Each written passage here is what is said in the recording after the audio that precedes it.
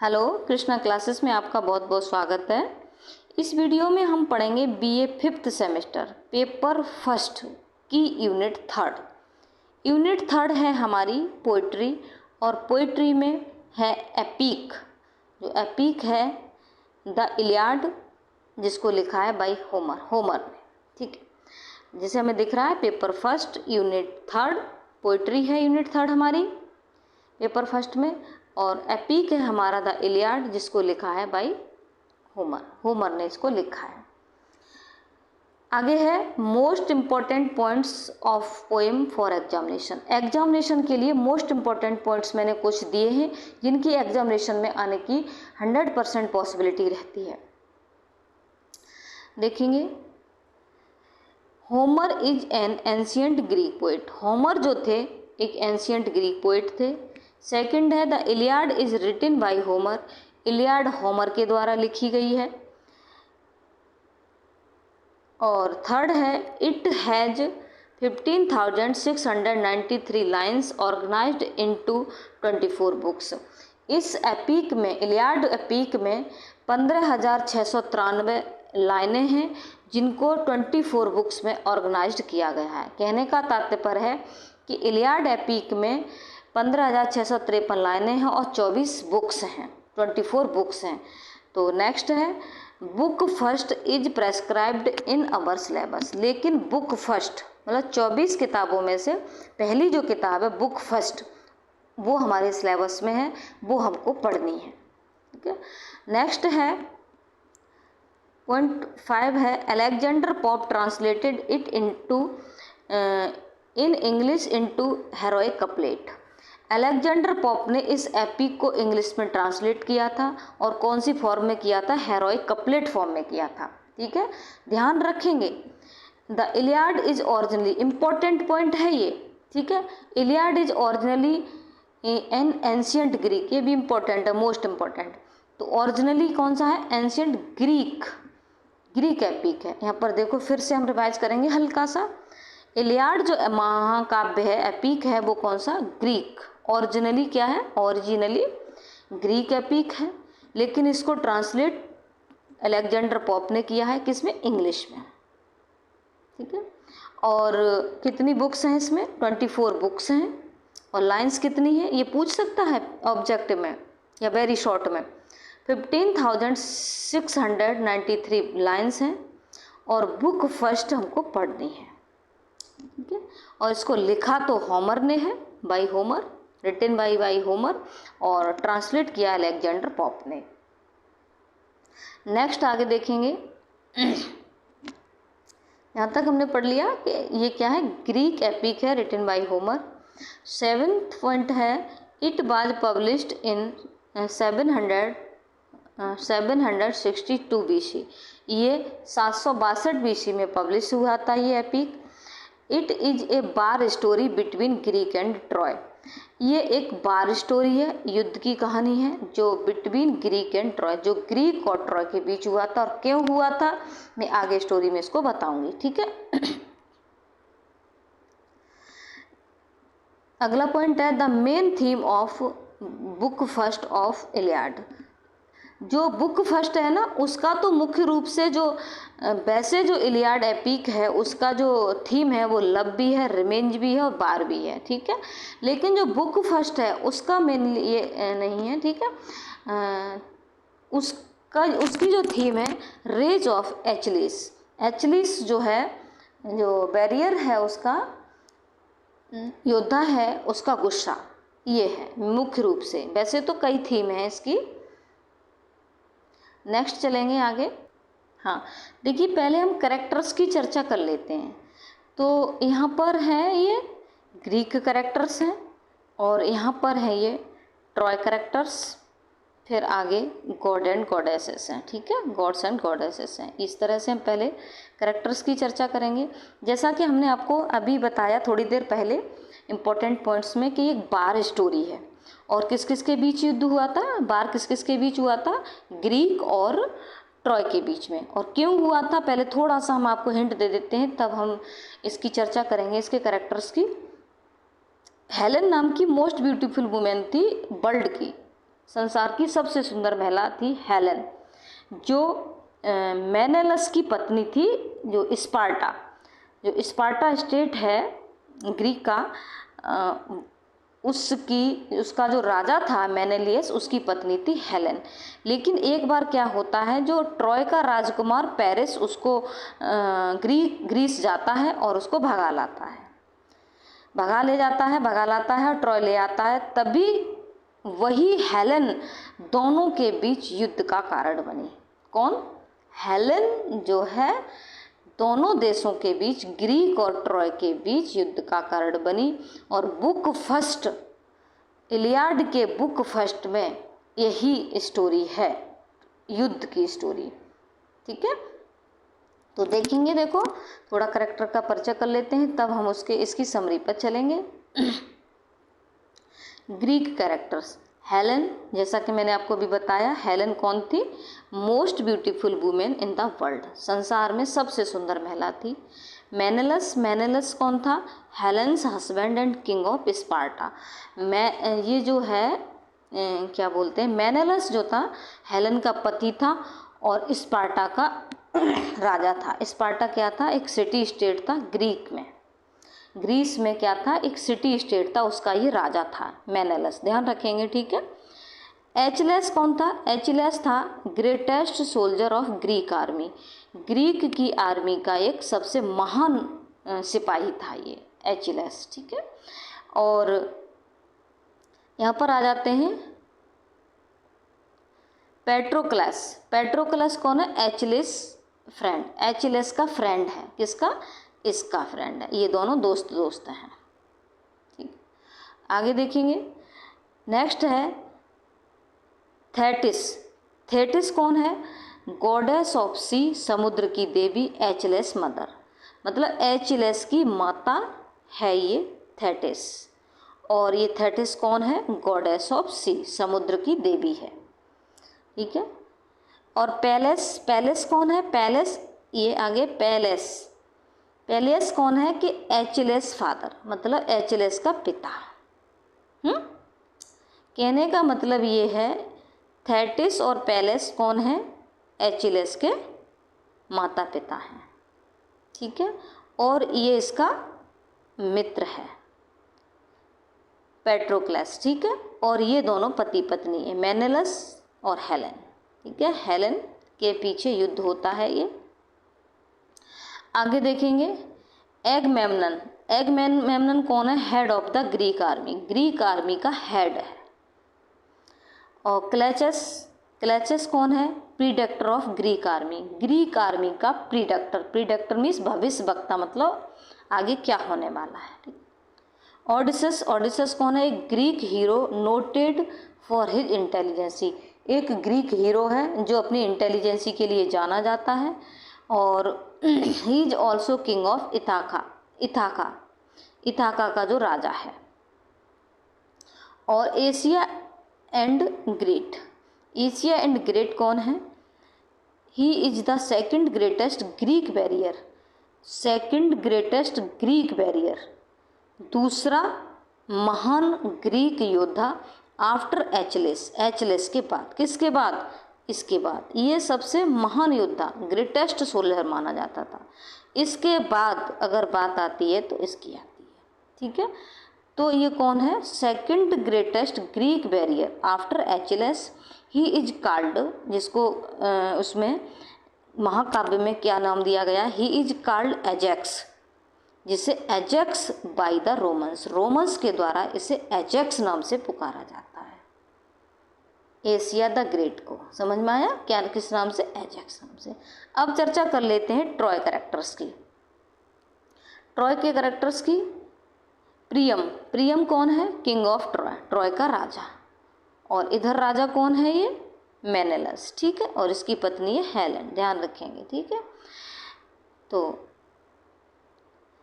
Priyam king of Troy और हेक्युवा कौन है? प्रियम्स वाइफ, मतलब ये दोनों पति पत्नी हैं, राजा रानी। फिर है हेक्टर, पेरिस और डाइफोवस कह लो या डिफोवस कह लो, ये कौन है? तीनों क्या है? सन ऑफ प्रियम एंड हेक्युवा, मतलब इन दोनों के तीनों ये बच्चे हैं, लड़के हैं तीनों, सन्स ऑफ प्रियम एंड हेक्युआ के। और हेक्टर कौन है? ये मतलब उस आर्मी का एक ग्रेटेस्ट ट्रोजन बैरियर था, योद्धा था। मैं आगे बताती हूँ, देखो। और एनियस कौन है? One of the greatest Trojan barrier after Hector. मतलब हेक्टर जो था वो एक ग्रेटेस्ट बैरियर था, इसका जो बेटा था बड़ा, ठीक है। लेकिन उसके बाद जो महान योद्धा, जो दूसरा जो महान योद्धा माना जाता था वो एनियस माना जाता था, ठीक है। आफ्टर हेक्टर, हेक्टर के बाद ग्रेटेस्ट ट्रोजन बैरियर्स। और क्राइसियस और ब्रेसिस क्राइसियस जो कौन है? Belong to Chryse city. Chryse city है एक, आगे चर्चा होगी इसमें स्टोरी में, तब मैं आपको बताऊंगी। बिलोंग टू क्राइसिस सिटी, ये क्राइसिस सिटी है, उसको ये बिलोंग करती हैं। और इनका यहाँ क्या रिश्ता है और कैसे ग्रीक वाले इनको कैप्चर करते हैं, ग्रीक के दो सेना सोल्जर्स किडनैप कर लेते हैं, कैप्चर कर लेते हैं। जीएस और Juno, king of gods and goddess and husband of Hera Juno, ठीक है। ये जीएस जूनो कौन है? King of god and goddess, देवी देवताओं के राजा हैं, और husband of Juno, Hera Juno. और बेलकैनो कौन है? Son of Jesus. जेयस जो है इसका ये कौन है? बेटा है बेलकैनो। ये कौन है? गॉड्स एंड गॉडेस की चर्चा हो रही है इसमें, ठीक है। इस एपिक में गॉड्स एंड गॉडेस की भी बात हुई है, और उनका क्या काम है वो आगे बताऊंगी आपको। और अपोलो कौन है? गॉड फेवर्स द ट्रोजन्स, ठीक है। अपोलो एक भगवान है जो ट्रोजन्स की फेवर करते हैं, ट्रॉय की। और एथेना एक गॉडेस है जो फेवर द ग्रीक की फेवर करती है, ठीक है। दो देवी देवता हैं ये, जो एक करता है उसकी ट्रॉय की फेवर करता है, और एक देवी है एथेना जो इसकी ग्रीक की क्या करती है? फेवर करती है, ठीक है। देखिए आगे चलेंगे। देखिए हम आपके लिए इतनी मेहनत करते हैं तो कम से कम वीडियो को लाइक तो कर दिया करो और सब्सक्राइब कर दिया करो। लाइक और सब्सक्राइब करने में आपका क्या जाता है? बहुत सारे बच्चे तो ऐसे हैं, पढ़ लेते हैं, अपना मतलब निकाल लेते हैं, पढ़ते रोज होंगे लेकिन उसको सब्सक्राइब नहीं करते हैं।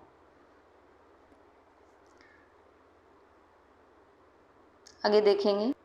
देखो मुझे उम्मीद है आपको कैरेक्टर्स के बारे में नॉलेज हो गई होगी, कैरेक्टर समझ में आ गए होंगे। अब इसकी समरी देखेंगे, ठीक है। Helen is the most beautiful women in the world. Helen जो थी संसार में सबसे सुंदर महिला है। She is the wife of Menelaus who is the king of Sparta, ठीक है। She is the wife of Menelaus, जो मेनेलस की पत्नी है। Who is the king of Sparta, जो स्पार्टा का राजा है। स्पार्टा क्या है? एक सिटी स्टेट है जो कहाँ है? ग्रीक में है, ठीक है। Paris the prince of Troy, Troy का जो राजकुमार पेरिस है, गोज टू ग्रीस जाता है and takes Helen away with him, और हेलन को अपने साथ भगा लाता है। Takes Helen away with him. In this way, इस प्रकार Helen was the main reason of this war, इस प्रकार हेलन इस युद्ध का मेन कारण बनी। Both comes to Troy city, दोनों ट्रॉय सिटी आ जाते हैं। दोनों कौन? पेरिस जो ट्रॉय का राजकुमार है और हेलेन, दोनों कहाँ आ जाते हैं? ट्रॉय सिटी आ जाते हैं। They are welcomed by Troy's people, उनका ट्रॉय के लोगों को द्वारा स्वागत किया जाता है। इन दिस वे, इस प्रकार their elopement is an affront to all the Greeks. In this way, इस प्रकार देयर एलॉपमेंट, उनका जो एलॉपमेंट था, उनका जो भाग जाना ग्रीक के सभी लोगों के लिए एक एफ्रॉन्ट था। एफ्रॉन्ट का मतलब एक अपमान की बात, लज्जा की बात, निरादर की बात थी, ठीक है। देन तब Menelaus and his brother Agamemnon who is the chief commander in the Greek army prepare mighty army to attack Troy city.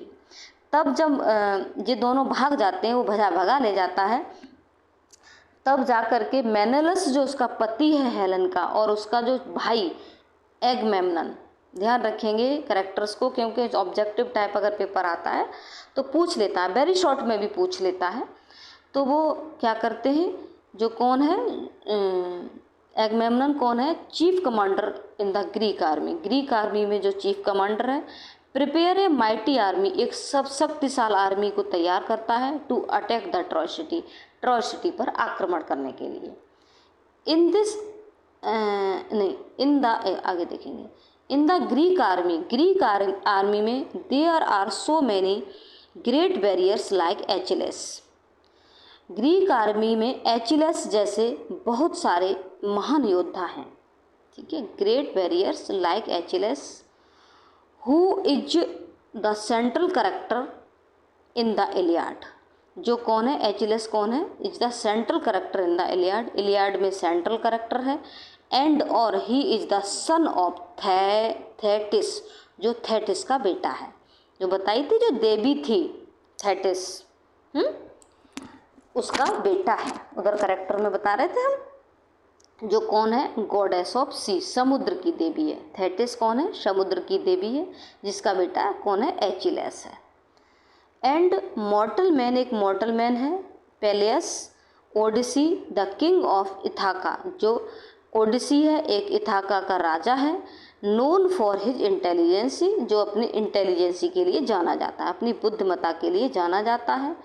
The अजास the great is called the Ajax, और एक अजास नाम का व्यक्ति है जो ग्रेट है, महान है, ही इज कॉल्ड अजेक्स, जिसे अजेक्स कहा जाता है, मतलब लोग उसको ट्रॉय के लोग ट्रोजन्स उसे अजेक्स नाम से पुकारते हैं। He is the second greatest barrier after Achilles, Troy के लोग क्यों, उसके ग्रीक के लोग, ठीक है, तो ही is the second greatest barrier, वह दूसरा महान योद्धा है आफ्टर एचिलेस, एचिलेस के बाद, एचिलेस के बाद वो दूसरा महान योद्धा है, एचिलेस फर्स्ट महान योद्धा है। और एगमेम्नन कौन है, commander of in the Greek army, Greek army में कमांडर है। अब ये एगमेम्नन और कौन है, ये दोनों Achilles, they cross the sea with 1000 ship to make war against Troy.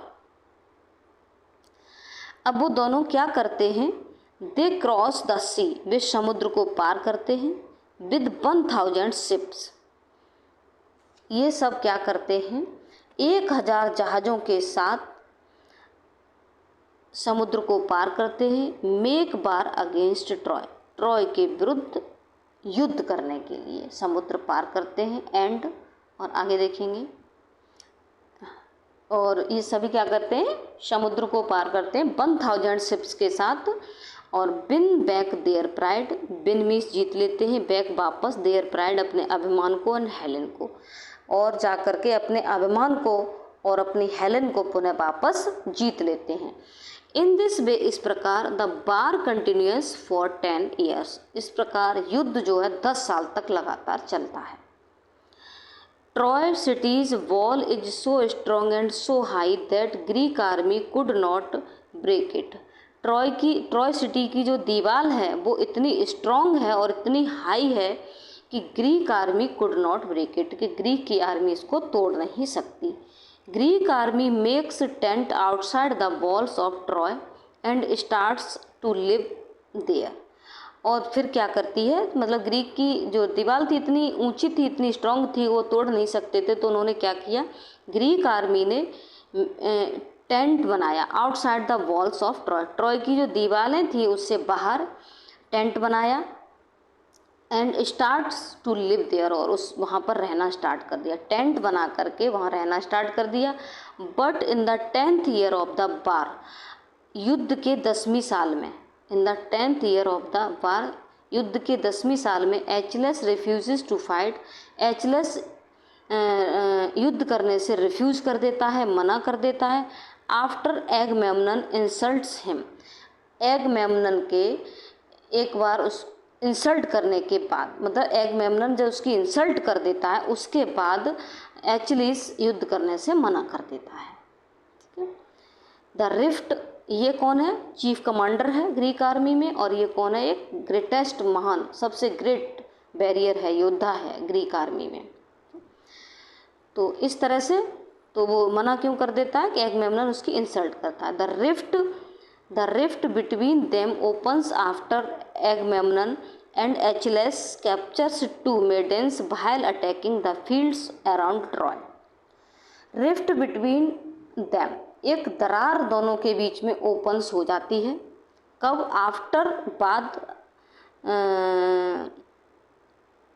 After Agamemnon and Achilles capture 2 maidens, जब एगमेम्नन और एचलिस 2 अविवाहित महिलाओं को कैप्चर कर लेते हैं, पकड़ लेते हैं, क्या करते समय? व्हाइल अटैकिंग, अटैक करते समय, the fields around Troy, Troy के फील्ड में अटैक करते समय वो क्या कर लेते हैं?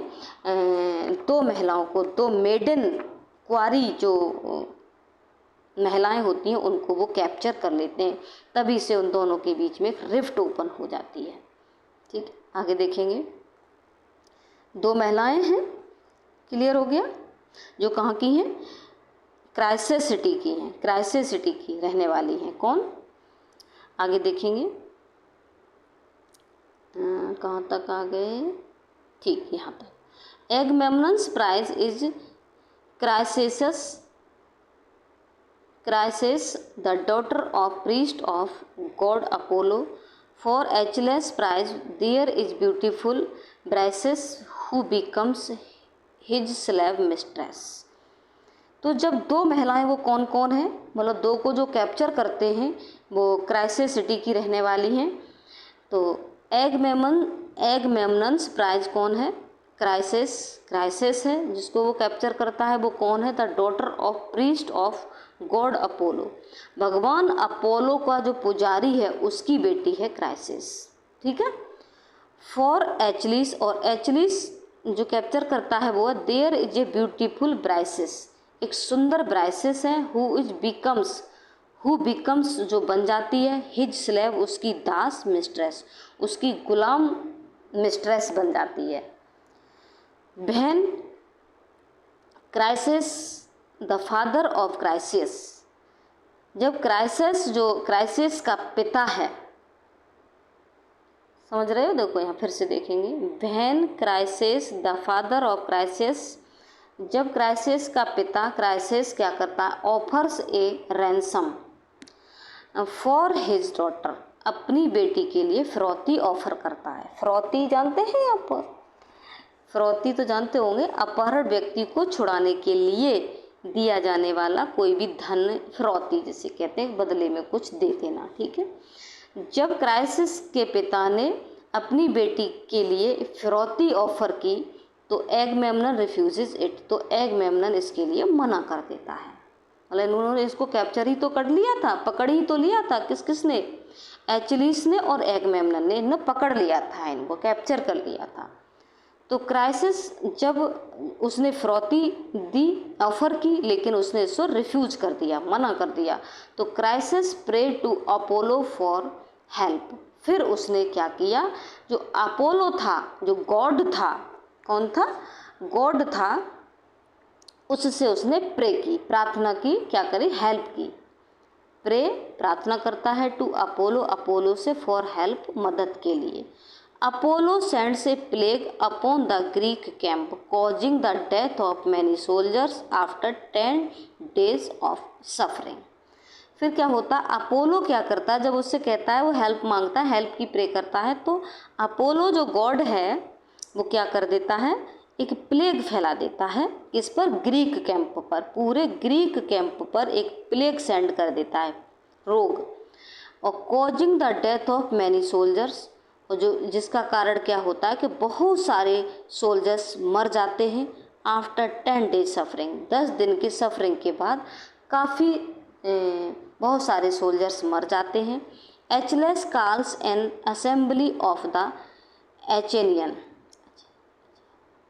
आगे इसको फिर से देखते हैं। ठीक है, यहाँ से देखेंगे। Achilles calls an assembly of the Achaean, फिर वो क्या करता है? एचियन आर्मी, एचलेस फिर क्या करता है, एशियन आर्मी की एक सभा बुलाता है, assembly, and ask for soothsayer to travel the cause of plague. फिर वो आस्क पूछता है फॉर सूथसेयर, सूथसेयर का मतलब है भविष्य फल के लिए, रिवील नहीं होना चाहिए, या रिलीव होना चाहिए, रिलीव, ठीक है। The cause of the plague, plague का जो कारण है, प्लेग रोग जो फैला हुआ है उससे आराम, रिलीव होना चाहिए यहाँ पर, ठीक है, के लिए जो भविष्य फल होता है उसके बारे में पूछता है। मतलब फिर वो क्या करता है, एचलिस एक असेंबली बुलाता है, और किसकी, एचेरियन आर्मी की, और वहाँ पर वो जो प्लेग फैला हुआ है ग्रीक आर्मी के ऊपर, जिससे बहुत सारे सोल्जर्स मर रहे हैं 10 दिन के सफरिंग के बाद, तो उसके लिए उसकी सूथ शेयरिंग के लिए, मतलब भविष्य फल के लिए क्या होगा, इसके लिए वो किसको बुलाता है, एक असेंबली बुलाता है। आगे देखेंगे, क्लेचस प्रीडेक्टर ऑफ ग्रीक आर्मी, जो कौन है, ग्रीक आर्मी का प्रीडेक्टर है, प्रीडेक्टर मतलब भविष्यवक्ता, रिवील्स प्रदर्शित करता है दैट कि the plague was a vengeful and strategic move by crisis and Apollo. अब वो जो उसी आर्मी में कौन है, एक क्लेचस नाम का व्यक्ति है जो ग्रीक आर्मी का प्रीडेक्टर है, वो ये बताता है, रिवील करता है कि प्लेग बाय द वेंजफुल का मतलब है बदला लेना या प्रतिशोध लेना, ठीक है, एंड स्ट्रेटेजिक का मतलब होता है मतलब युद्ध या किसी युद्ध में सफलता लेने के लिए, मतलब योजनाओं से संबंधित एक रणनीति तैयार करना, ठीक है, तो वो स्ट्रेटेजिक कहलाता है। अब समझेंगे यहाँ से। फिर क्लेचस क्या करता है, जो ग्रीक आर्मी का प्रीडेक्टर है, वो ये बताता है कि जो प्लेग फैला हुआ है वो क्राइसिस एंड अपोलो के द्वारा एक युद्ध में रणनीति और युद्ध में प्रतिशोध लेने के लिए ये उनके द्वारा फैलाया हुआ रोग है, फैलाया हुआ प्लेग है। प्रतिशोध की भावना से एक रणनीति है ये, और एक क्या है, बदले की भावना, बदला लेने के लिए उन्होंने ये जानबूझ के प्लेग फैलाया हुआ है। हियरिंग दिस, यह सुनकर एगमेम्नन कहता है, और क्यों फैलाया हुआ था, जब उसने क्या किया था, एगमेम्नन से कहा था कि क्राइसिस को वापस कर दो, उसके पिता ने, क्राइसिस ने, लेकिन उसने मना कर दिया। तब उसने जो अपोलो जो था, गॉड था, उससे कहा था, प्रे करी थी कि मतलब उसमें प्लेग फैला दो, तब वो प्लेग फैला देता है उसमें। तब फिर उसके बाद वो क्या करता है, हियरिंग दिस, यह सुन करके, जब क्लेचस ने ये सारी बात बता दी कि ये क्यों फैला है और क्या कारण है और क्यों मर रहे हैं ये सभी, तो हियरिंग दिस, यह सुनकर एगमेम्नन कहता है कि दैट कि ही विल रिटर्न क्राइसिस, वह क्राइसिस को लौटा देगा, ओनली इफ, केवल तब, Achilles gives him Briseis as a compensation, समझ में, कंपेंसेशन एक तरह से होता है मुआवजा कह लो, क्षतिपूर्ति कह लो, ठीक है। वह अब एगमेम्नन क्या कह रहा है कि वो क्राइसिस को लौटा देगा यदि एचलिस उसको ब्राइसिस दे दे, एक कंपेंसेशन के रूप में, एक मुआवजा के रूप में, एक क्षतिपूर्ति के रूप में, यदि वो उसको ब्राइसिस दे देता है। 2 लड़कियां थी, क्राइसिस और ब्राइसिस, इन दोनों को, तो एचलिस यदि उसको वापस कर देता है, वो दे देता है मुआवजा के रूप में, तो वो क्राइसिस को वापस कर देगा। आगे देखेंगे, एचलेस बिकम्स एंग्री, एचलेस नाराज हो जाता, जब उसने कहा ना कि मतलब वो मुझे कंपेंसेशन के रूप में उसे मुझे दे दे ये, तो लेकिन वो क्या करता है, एचलेस बिकम्स एंग्री, और वो एचलेस नाराज हो जाता है, becomes angry and refuse to fight, और वो युद्ध करने से मना कर देता है, एंड गोज, और चला जाता है फ्रॉम देयर, वहाँ से वो नाराज हो जाता है और युद्ध करने से मना कर देता है और वहाँ से चला जाता है। ही कॉल्स हिज मदर, वो अपनी माता को बुलाता है, and asks her to pray to Zeus that Greek army defeat and Trojan win, फिर वो अपनी माँ को बुलाता है माँ को बुलाता है और उससे कहता है प्रे करो जेयस से। जेयस कौन है? Zeus king of god and goddess, देवी देवताओं का राजा है। उससे प्रार्थना करने के लिए कहता है और ये प्रार्थना करो कि Greek army defeat, Greek army हार जाए एंड ट्रोजन विन, और ट्रोजन जीत जाए। His mother does the same for her son, उसकी माता वैसा ही करती है अपने पुत्र के लिए। ठीक है, हिज मदर डज करती है द सेम फॉर हर सन, अपने पुत्र की खातिर वो, एचएलएस की खातिर वो ऐसा करती है। माता कौन थी उसकी? थेटिस, जो गॉडेस ऑफ सी, समुद्र की देवी थी। समझ में आया? समुद्र की देवी थी और उससे कहता है कि प्रार्थना करो ऐसा ऐसा, तब फिर वो वैसा ही करती है। Without Achilles Greek army becomes weak, बिना एचएलएस के ग्रीक की जो आर्मी थी वो कैसी हो जाती है? बहुत वीक हो जाती है, कमज़ोर पड़ जाती है। भाई जिसका महान योद्धा चला जाए, वो युद्ध करने से मना कर दे तो वीक तो हो ही जाएगी। तो without Achilles Greek army becomes weak, कमज़ोर पड़ जाती है। Then Achilles cousins and beloved friend Patroclus goes to battlefield instead of Achilles, तब एचएलएस का चचेरा भाई और बिलव्ड फ्रेंड पेट्रोकलस और उसका प्रिय मित्र पेट्रोकलस गोज बैटलफील्ड, युद्ध के मैदान में जाता है। इन स्टीड ऑफ एचएलएस, एचएलएस के स्थान पर, एचएलएस के स्थान पर उसका चचेरा भाई और उसका जो मित्र है, प्रिय मित्र, बिलव्ड फ्रेंड पेट्रोकलस, उसके स्थान पर जाता है। विद एचएलएस आर्मर, एचएलएस की आर्मर पहनकर, कवच पहनकर। And he is killed by Hector, और हेक्टर के द्वारा वो मारा जाता है। हेक्टर कौन था? ट्रॉय का जो राजा था प्रियम, उसका बड़ा बेटा। 3 बेटे थे उसके, हेक्टर, पेरिस और डायफोवस। ठीक है, तो वो हेक्टर के द्वारा मारा जाता है। कौन मारा जाता है? पेट्रोक्लस। ठीक है, Hector is the head of Troy army, Hector जो था ट्रॉय आर्मी का हेड था। सन ऑफ प्रियम, और प्रियम का बेटा था। Priam is the old king of Troy, और प्रियम ट्रॉय का ओल्ड किंग था, बूढ़ा राजा था। Achilles challenge Hector to battle to avenge his friend's death, आगे देखेंगे। एचएलएस फिर चैलेंज करता है हेक्टर को युद्ध करने के लिए, avenge of his friend's death, अपने मित्र की मृत्यु के प्रतिशोध में हेक्टर से युद्ध करने के लिए चैलेंज करता है वो। There is a fierce fight between the two, फिर क्या होती है? दोनों के बीच फायर्स फाइट होती है, युद्ध फाइट, अग्नि फाइट होती है। फायर्स फाइट मतलब अग्नि फाइट से मतलब भयंकर युद्ध होता है, घमासान युद्ध होता है बिटवीन द टू, दोनों के बीच में। बट लेकिन इन द एंड, अंत में एचलिस किल्स हेक्टर, और एचलिस हेक्टर को मार देता है। मतलब ट्रॉय का जो हेड था, मतलब प्रियम का बेटा, मारा जाता है।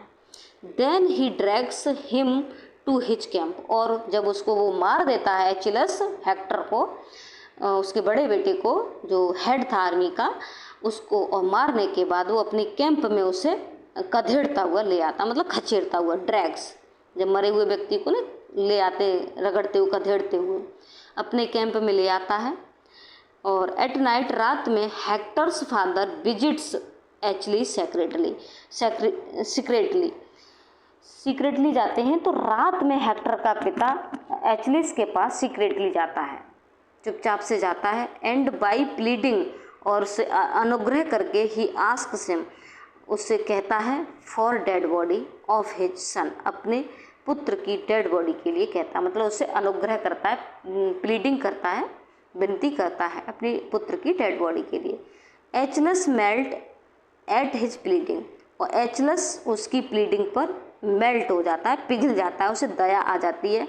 And himself begins to shed tears, और स्वयं भी वो आंसू बहाना आरंभ कर देता है। शेड मीन्स बहाना, टीयर्स आंसू, खुद भी उसके आंसू आ जाते हैं, वो भी आंसू बहाना स्टार्ट कर देता है।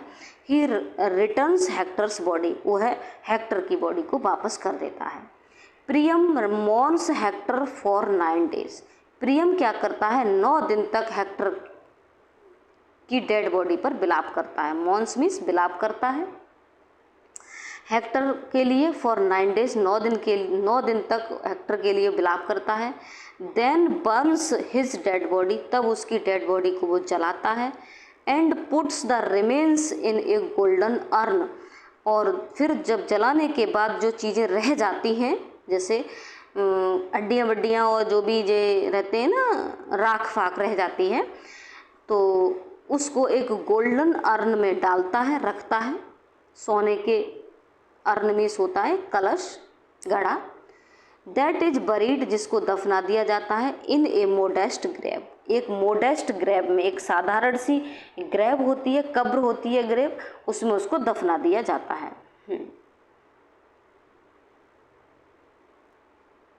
सॉरी, थोड़ा सा टेक्निकल प्रॉब्लम हो गई थी, कोई बात नहीं, देखते हैं फिर से, ठीक है। देखो कहाँ तक हुआ था। Puts the remains in golden urn that is buried in a modest grave, फिर जो चीज़ें रह जाती है उनको वो एक गोल्डन अर्न में रख करके उनको दफना देता है, एक मोडेस्ट ग्रेव में, एक साधारण सी कब्र होती है उसमें। He is respected as a great warrior, he is respected, उसे सम्मान दिया जाता है, एज ए ग्रेट वॉरियर, एक महान योद्धा के रूप में उसको रेस्पेक्ट दिया जाता है। आगे देखेंगे। आफ्टर दिस, इसके बाद, the fight continuous for 10 years, इसके बाद फाइट जो चलती है, लड़ाई जो चलती है, वो 10 साल तक चलती है। वन डे, एक दिन, the Greeks makes a plan, makes नहीं make, Greeks make a plan, Greeks के लोगों ने, मतलब ग्रीक की जो आर्मी थी, ग्रीक्स ने एक प्लान बनाया। They make a big wooden Trojan horse, ध्यान रखेंगे यहाँ पर, ठीक है, यहाँ स्टोरी मोड़ ले रही है, यहाँ पर टर्निंग पॉइंट है। तो they make a big wooden Trojan horse, उन्होंने एक बड़ा सा, वुडन मीन्स लकड़ी का, ट्रोजन हॉर्स बनाया, घोड़ा बनाया। And many barriers hide inside it, और बहुत सारे योद्धा उस घोड़े के अंदर हाइड हो गए, छिप गए, मतलब एक घोड़ा बनाया लकड़ी का, उसमें अंदर प्रवेश करके छुप गए।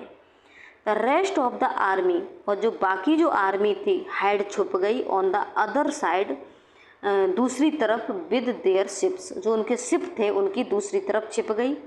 नेक्स्ट डे, अगले दिन, people of the Troy, Troy के लोग, पूरा पढ़ते हैं। The next day people of Troy find that Greeks have left the horse for the gods.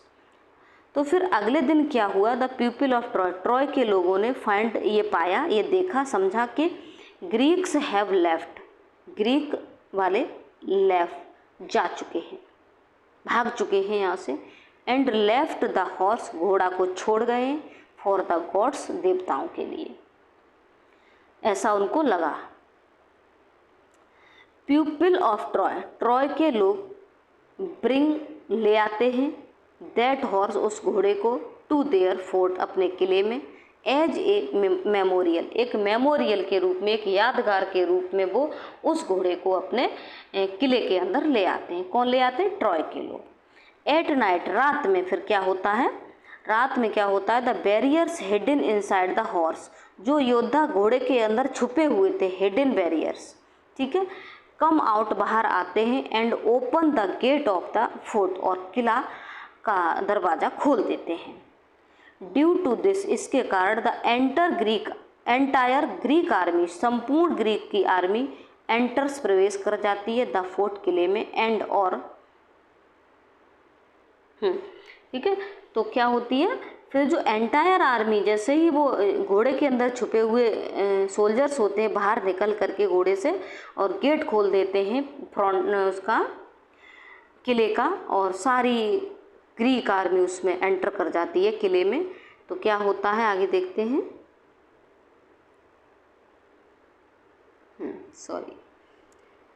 Creates fire fighting, फिर क्या हो जाती है, फायर फाइटिंग स्टार्ट हो जाती है। फायर्स फाइटिंग मतलब अग्नि युद्ध शुरू हो जाता है। विद दिस, इसी के साथ साथ, ट्रॉय इज डिफीटेड, ट्रॉय हार जाता है। बट मीन टाइम, उसी समय में, Paris shoots an arrow in Achilles heel, Paris जो है, जो ट्रॉय का राजकुमार है, ठीक है, वो क्या कर देता है, शूट कर देता है, तीर मार देता है, शूट एन एरो, एक तीर मार देता है एचलिस हील, एचलिस की एड़ी में। ओनली हिज हील, केवल उसकी एड़ी ही बाज वीक, कमज़ोर थी, इन हिज बॉडी, पूरी बॉडी में, उसकी पूरी बॉडी में केवल उसकी हील ही वीक थी, बाद बाकी पूरा शरीर उसका वज्र का था। और क्यों वज्र का था मैं आपको बताती हूँ, आगे लिखा है देखो, because his mother caught him by the leg and dipped him into a Styx river in his childhood. उसने क्या किया, क्योंकि उसकी जो माता थी उसने बचपन में ही उसको पकड़कर, उसकी टांग पकड़कर, उसका पैर पकड़ करके एक स्टायक्स रिवर थी उसमें उसको डुबकी मरवा दी थी, डुबका दिया था। मतलब स्टायक्स रिवर कहेंगे, एक बैतरणी नदी थी, एक बैतरणी नदी थी, उसमें उसको डुबक मरवा दी थी, जिससे उसका शरीर पूरा वज्र का हो गया था। ठीक है, देखो यहाँ से फिर से एक बार देख देते हैं। देखो, because his mother caught him by the leg, dipped, डुबकी लगवा देना, हिम उसको, इनटू स्टायक्स रिवर, एक बैतरणी नदी भी, इन हिज चाइल्ड, उसके बचपन में। ड्यू टू दिस, इसके कारण, his whole body becomes like a thunderbolt, इसके कारण उसकी पूरी बॉडी एक थंडरबोल्ट की तरह हो गई, एक वज्र की तरह हो गई, जिसको तोड़ा नहीं जा सकता, मारा नहीं जा सकता, उसे भेदा नहीं जा सकता। But the ankle that the mother बाज होल्डिंग बाज लेफ्ट वीक, जो एंकल जो थी, टखना जो था जिसको वो पकड़े हुई थी, होल्डिंग, मदर बाज होल्डिंग पकड़े हुई थी, लेफ्ट वीक, वही वीक रह गया, वही कमजोर रह गया, मतलब वो वज्र का नहीं हो पाया। आफ्टर दिस, इसके बाद, Paris kills Achilles continuously shooting more arrows, फिर पेरिस क्या करता है, इसके बाद पेरिस लगातार, कंटिन्यूसली मीन्स लगातार शूटिंग करता रहता है, मोर एरो, और अधिक एरो की, मतलब एक एरो तो उसमें मार देता है एड़ी में, पैर में, लेकिन लगातार फिर वो उस पर तीरों की वर्षा कर देता है और किल्स एचलिस, और एचलिस को मार देता है।